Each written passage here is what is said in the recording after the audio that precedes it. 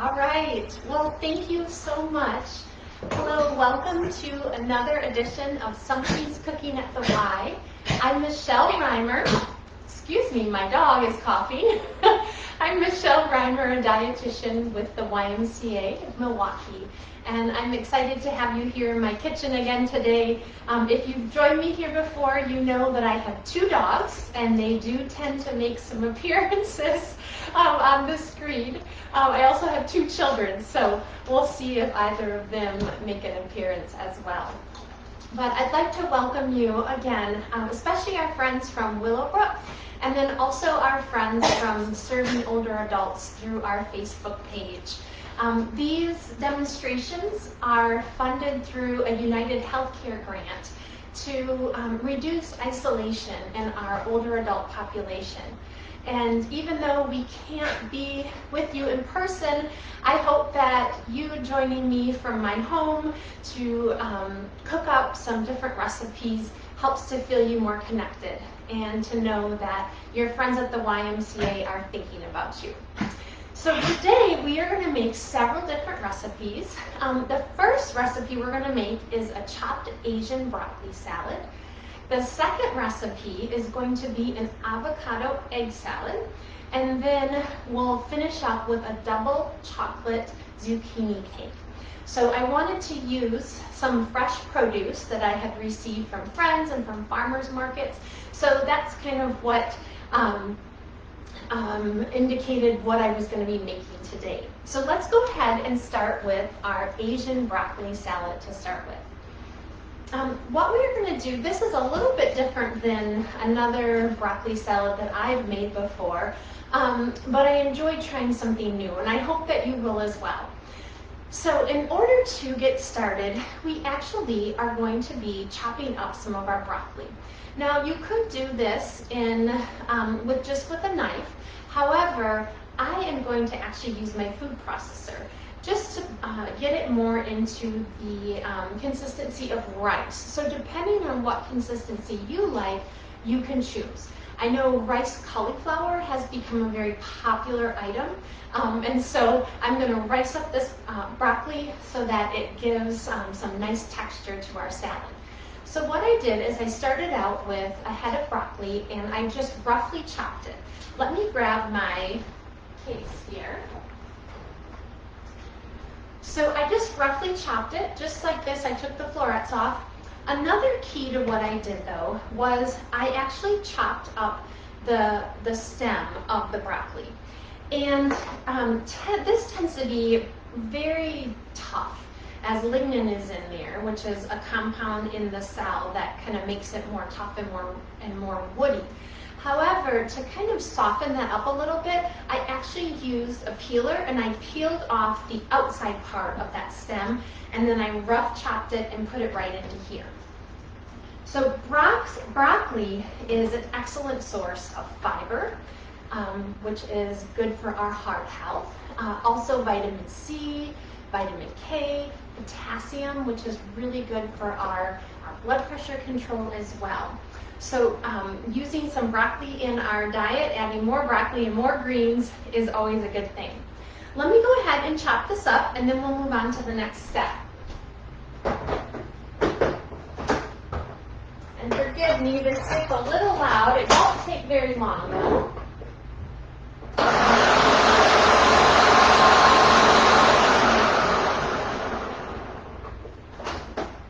And that's all I needed, was probably about 10 seconds of chopping in my food processor.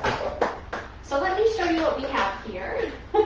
As I noted, it's just kind of chopped up, more of a little bit bigger than a rice consistency, but I like it a little bit bigger. The next thing we're going to do is we are going to heat the broccoli a little bit. And so I wanted to bring back the Instant Pot again. Last week we talked about how when it's really warm out and we are cooking, our kitchens get really warm. And so it's nice to have an option that keeps your kitchen a little bit cooler while you're cooking. So the Instant Pot we talked about cooks a couple different ways. One of the things that I used it for today was as a pressure cooker. And we'll talk about that a little bit more when I go over our cake recipe. However, for right now, we are just going to use it as a saute. So really just as a kind of like a pan on the stove, sauteing. However, it's not going to throw off as much heat as my gas stove does. So to do that, I'm just going to hit the saute button, and I'm going to wait for my container, which this insert is very easy to clean. I'm just going to wait for that to heat up a little bit. Once we have that a little bit heated, we are going to add some sesame oil to this. Now, a lot of times we've used olive oil in our cooking because it's a great source of unsaturated fats. It also has some really good flavor. Well, sesame oil has lots of unsaturated fats as well. Interestingly, in Taiwanese medicine, they have actually used sesame seed oil to reduce inflammation.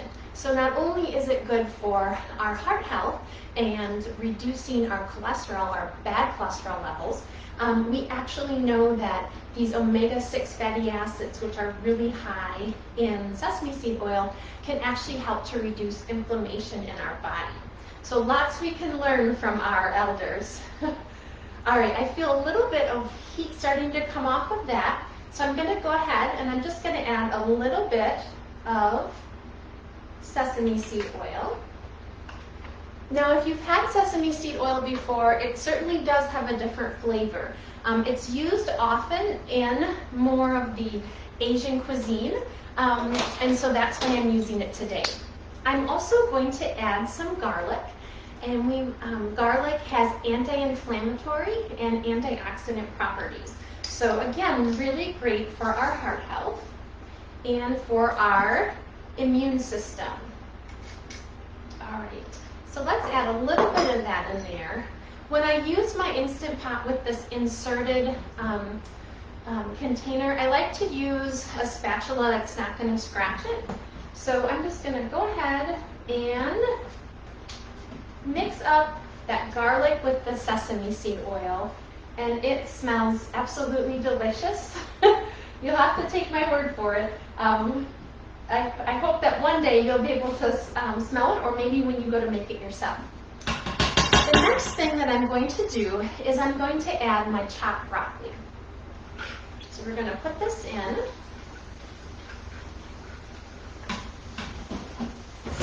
And I'm going to let this cook just for a little bit. What it's going to do is it's going to start to soften up that broccoli just a little bit. I don't want to overcook it because I want to have some crunch left in my salad, but this just gives it kind of that nice little bit of a cooked flavor. So while that's cooking, I wanted to go over the sauce that we're going to put on in here. So the sauce that we are going to make is a peanut sauce. It's similar to another sauce that we made last week or the week before, actually, I believe. So let's go over what's in this. Now, again, you can adjust the sauce to whatever your taste is. So I started out with some natural peanut butter. And natural peanut butter does not have sugar added to it. So that's why I choose to use natural peanut butter. You do tend to have to stir it and then refrigerate it. So if all you have is a regular peanut butter, that's fine. I've even used crunchy peanut butter in here. And peanut butter is an excellent source of protein. And so this is kind of a good way to add some extra protein in our diet and some good fats if we're not eating as much meat. So we're going to put that in there. I also added a little bit of ginger. I had some fresh ginger left over from another recipe that I had made, and I love the taste of ginger, so I did add that to the recipe. You don't have to. It doesn't call for it. All right, the next thing we're going to do is we are going to add some lime juice. Now, unfortunately, when I went to the store to get fresh limes, they were out. So I do keep some lime juice on hand in a container just in case that ever happens. This calls for about a teaspoon. I really like lime juice, so I'm going to add a little bit more than a teaspoon. Again, you adjust it to whatever flavor you like. All right. The next thing I'm going to add is some sugar. Now you could use white sugar. I'm going to use a brown sugar. I like the combination of the flavor of a brown sugar with the soy sauce that we're going to put in here. But you could also use a white sugar. You could use another type of sweetener as well. You could use maple syrup. You could use honey. Really whatever you decide. I'm going to take this out so it stops cooking. Set that to the side for a moment. All right, so we've added our lime juice. We'll put a little bit of sugar in there. And then we're going to add some soy sauce. If you don't have the low sodium soy sauce, just use a little bit less. That will make it so that it's not so salty. And we know that some people are what we call salt sensitive, and we need to reduce the amount of salt in our diet in order to help control our blood pressure. And so a low sodium soy sauce or just using less soy sauce is a great option. And then finally, I'm going to actually add that antioxidant packed, anti-inflammatory packed sesame seed oil to this, just to really complement the flavor of the oil that I put in the broccoli as well. All right. Now sometimes when you are using peanut butter, it can be hard to get this to whisk together. So you could use a whisk. One of my tricks is I like to add just a little bit of hot water to this. What I find is the hot water just tends to kind of help everything soften up a little and get a little bit more mixed up. So let's go ahead and just add a little bit of hot water. Just waiting for the water to get a little bit warmer for me. All right. And I just put a tiny bit in there. And then, because I love mason jars, because of the simplicity of it, I'm just going to go ahead and I'm going to shake it all up in here. Then I don't even have to get my whisk dirty, but I could choose to do a whisk as well. So let's set this to the side and we'll go back to the broccoli salad and talk a little bit more about what we're going to put in there. So I'm going to move my Instant Pot.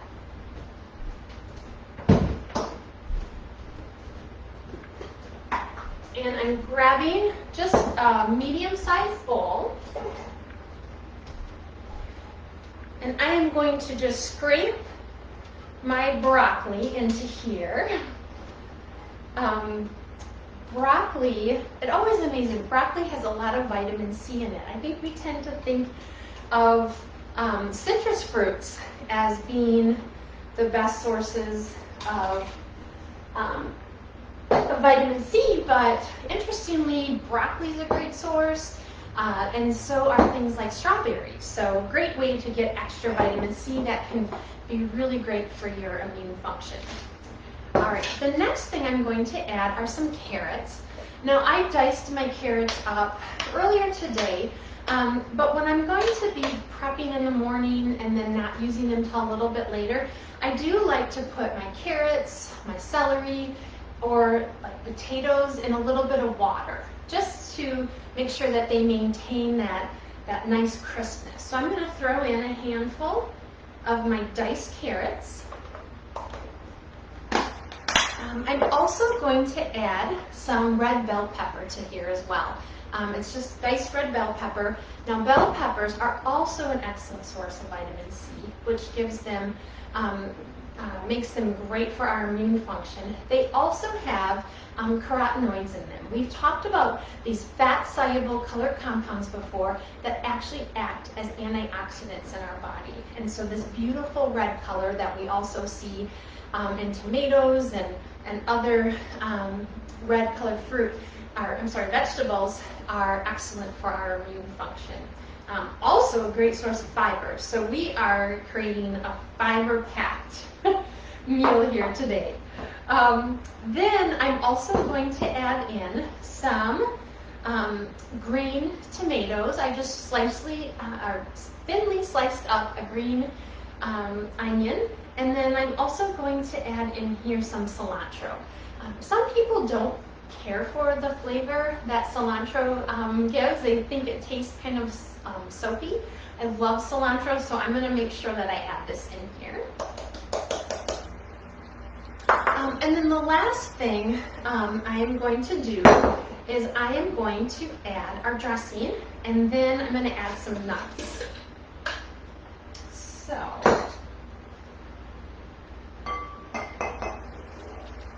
right. I'm just going to stir this up a little bit. Now, if your dressing turned out a little bit too thick for your liking, again, you could always add a little bit more hot water. If you like lime juice, you could add some extra lime juice or a little bit of extra soy sauce. Now, the recipe you have calls for chopped cashews, which you could definitely use. I had peanuts on hand, so I'm just going to add some chopped peanuts to the top of this.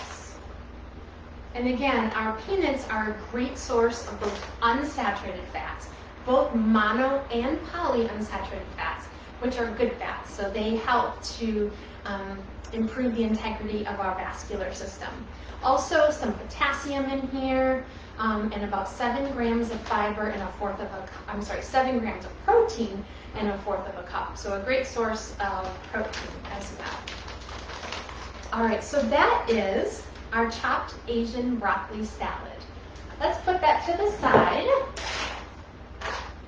And then we will move on to our next recipe. You'll notice I like to put my ingredients in little pans and kind of keep everything together. It helps me to stay organized while I'm cooking, which when you've got lots of things going on, that can be really helpful. Let me move this and I'll be right back with my avocado egg salad ingredients.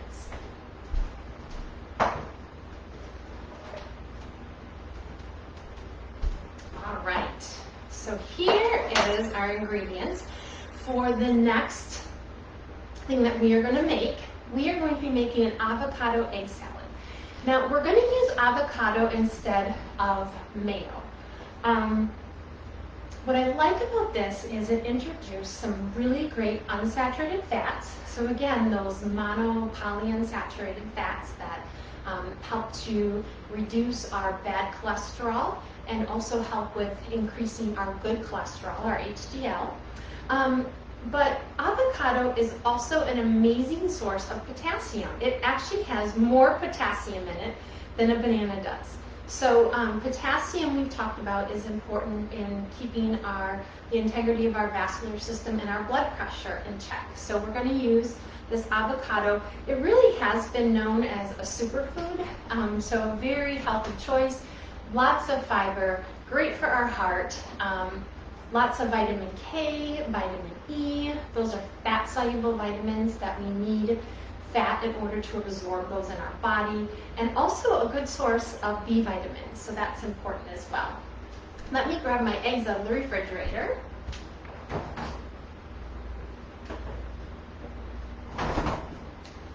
Now, you could make your eggs in the Instant Pot. I just find them very easy to make on the stove. I place them in a bowl, in the pan, and I turn the water on. Once it comes to a rolling boil, I turn it off, cover it, and then I set my timer for 11 minutes. And it usually gives me a great product. My yolks aren't overly cooked and turned green. I will say I actually used some eggs that my mom gave me from her chickens. And what I have found is that when I use really fresh eggs, they don't peel as well as the eggs that I would purchase at the grocery store. So if you think about the egg, there's the white part of the egg, which is where we find most of the protein in the egg. So it's a really great source of protein. And there's actually several layers of the white. And as the egg ages, the air sac on the bottom of the egg, so on that very bottom part, there's a little air sac. As it ages, the white and the yolk tend to shrink a little bit more. And so I think that's why it's probably easier to peel an older egg, because some of this white albumin has pulled away from the shell. But again, don't let that stop you from using really fresh eggs. They're absolutely delicious. But that's just what I find when I've worked with them. All right. So we're going to go ahead and just kind of chop up our eggs, just very loosely. Doesn't have to be anything. You could cut these on a cutting board, but I always figure, why get my cutting board dirty with my egg yolk if I can just kind of smush it and get it chopped up here in my bowl. All right, so I've got that lightly chopped. I'm also going to add a couple other things. I have, in this bowl, I have some red onions. The red onion has that beautiful magenta color. So again, it has those carotenoids in it, those color compounds that are actually excellent on antioxidants. You could use any other kind of onion you like. I just prefer to add as much color as I can. I've got my vitamin C packed red bell pepper, and then I also went and grabbed a little bit of fresh basil off my basil plant.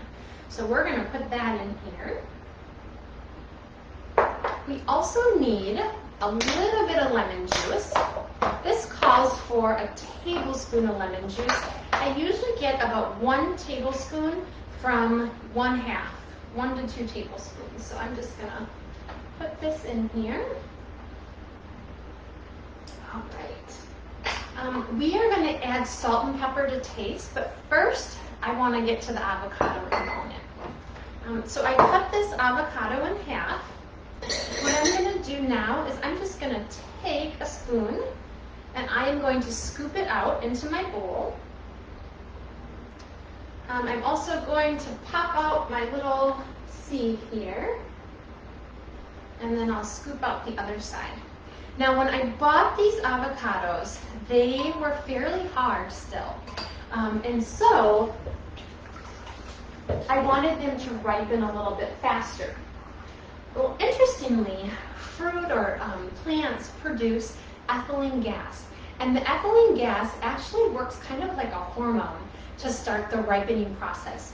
So if you need to ripen fruit more quickly, so something like an avocado or a banana, you can seal it in a brown paper bag. What that does is it traps the ethylene gas inside of that bag along with the fruit, and then it will ripen faster. So within 2 days, I was able to get a nicely ripened avocado. So now I just need to kind of mush up this avocado until it's fairly smooth so that I can then add it to my egg salad. When my kids were little, and they used to like to help to cook a little bit more, they were a little more interactive in the kitchen, I would actually have them wash their hands, and then I would just let them mush up my avocado to make it nice and smooth. And to them, that was so fun. I will say I got my love for cooking and then my patience for allowing my kids to help me cook from my grandma and then my mom. They were both always very patient. Even if we made a mess when we were helping them, they were just so happy to have us in the kitchen helping that they never fussed at us. I can remember times when cake batter ended up on the ceiling of the kitchen, and there was no trouble. We just learned that you don't turn the mix master on to full speed right away. All right, so now I've got this nice avocado that's been mushed up. I'm going to pour that into here. Okay. And then we're going to mix it into our eggs and our red bell pepper, our onions, and our basil. Now, if you prefer a different herb, that's fine. I've actually used parsley in this before, and so that works really nicely. But I just enjoy the basil this time of year off my plant, so that's why I'm using basil.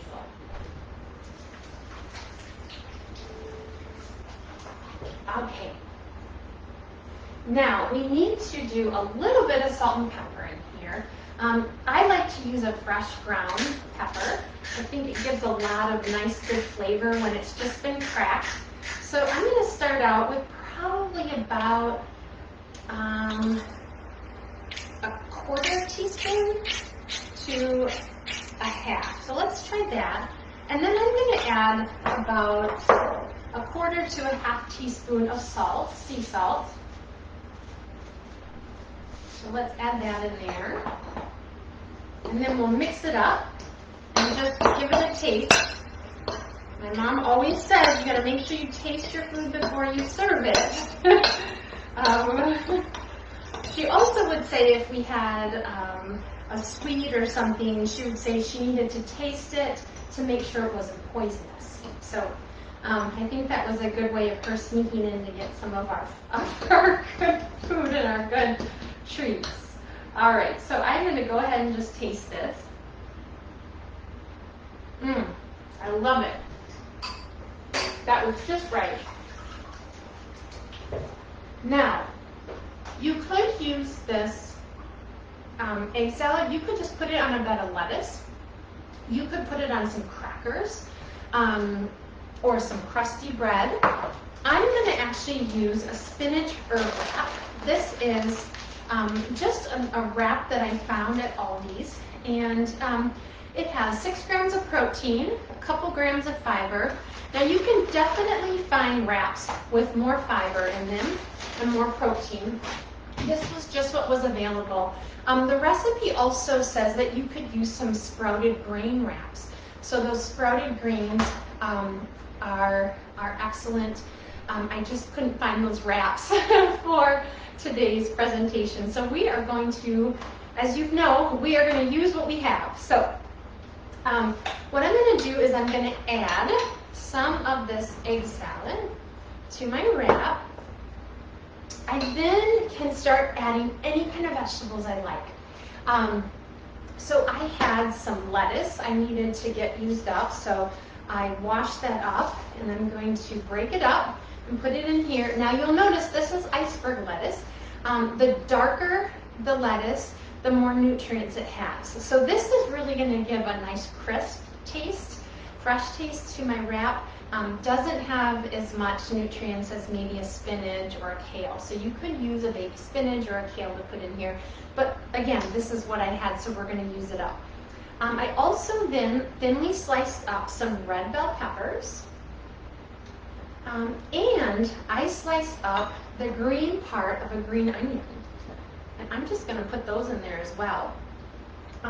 If I had a cucumber, I would slice up some cucumber, some tomato you could add in here. Really any of those vegetables that you like. The key is just to get more vegetables in our diet. We all can use more vegetables. I'm then just going to fold it like a burrito. So I'm going to fold it over and in, and then I'll tuck this end, and then just roll it up. Now, you could wrap this in plastic and take it with you on a picnic. You could even put it in a mason jar and take it as a picnic as well. Typically, if I was going to serve this, I would cut it in half, and I might add some nice fruit salad on the side of that. So that is our egg salad sandwich, or our egg salad wrap. All right, let me move this stuff, and we will then move on to our last recipe, which is a double chocolate zucchini cake.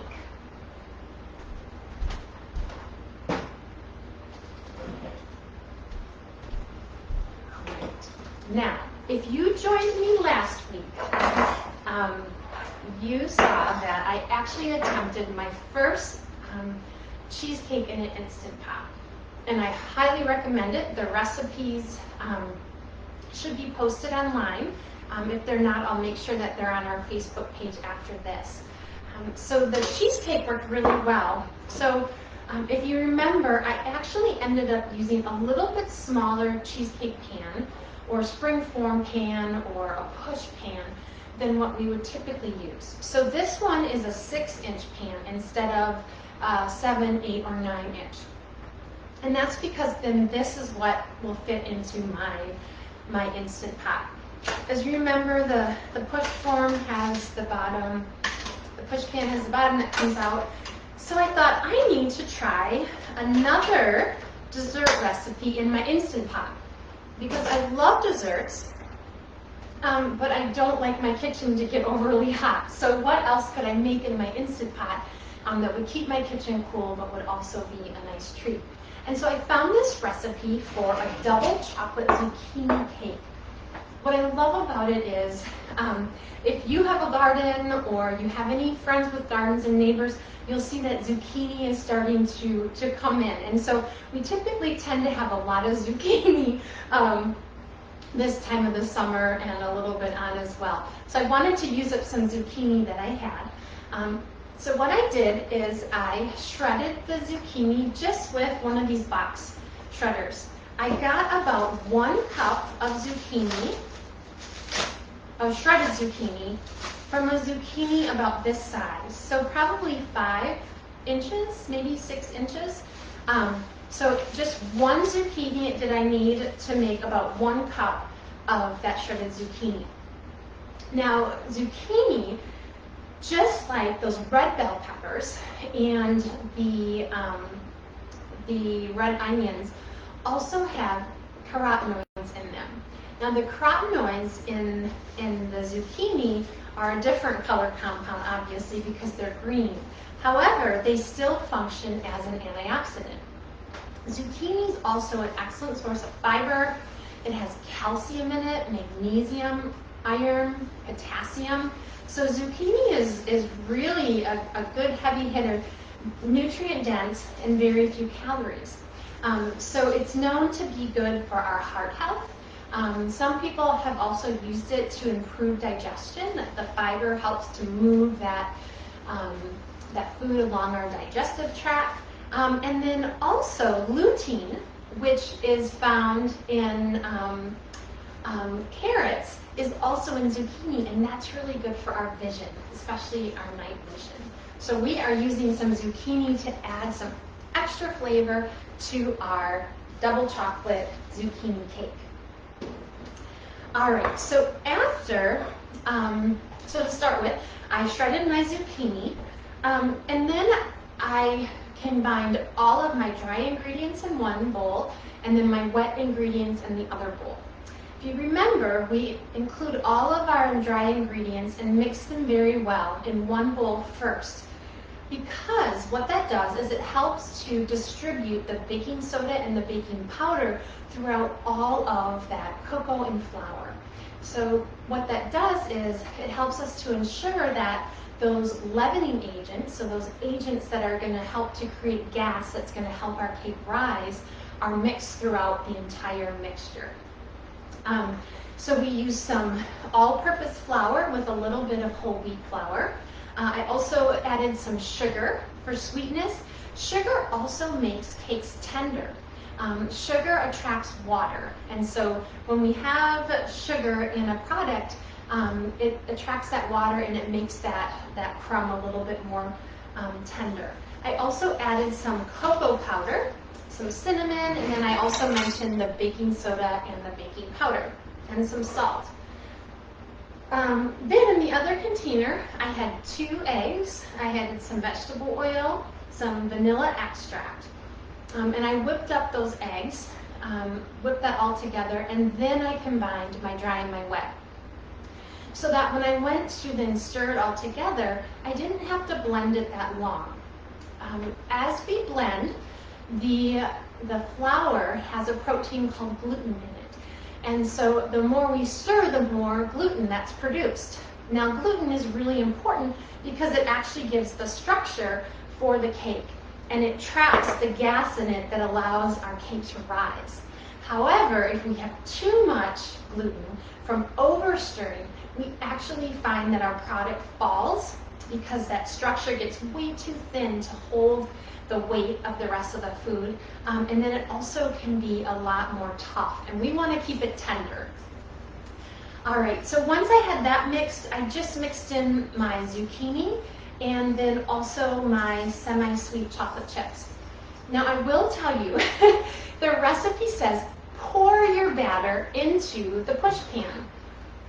What I found is that it was not a batter. It wasn't a pourable batter once I had mixed everything together. It was actually closer to a drier dough mixture, or maybe like a biscuit mixture. And I was really worried because I thought, oh dear, this is not a batter. This seems really dry. What type of product am I going to get? But I had faith in my recipe, and so I continued. I also lined this with some parchment paper just to make it easier to pull out.